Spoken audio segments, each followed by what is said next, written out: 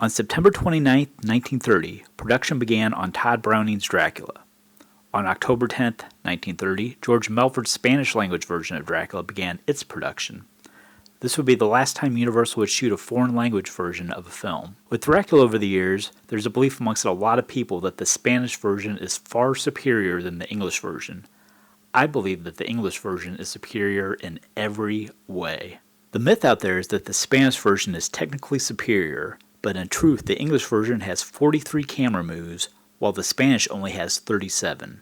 The English version has 28 camera pans, while the Spanish has only 13. The Spanish version is 29 minutes longer, which makes it slower paced and bloated. Even with the added length, it's missing a key scene.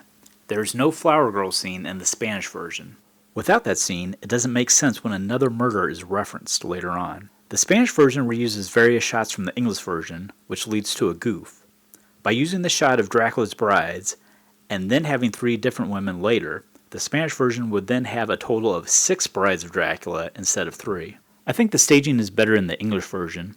When Renfield meets Dracula in the castle, Dracula is more menacing, being further away and higher up than Renfield.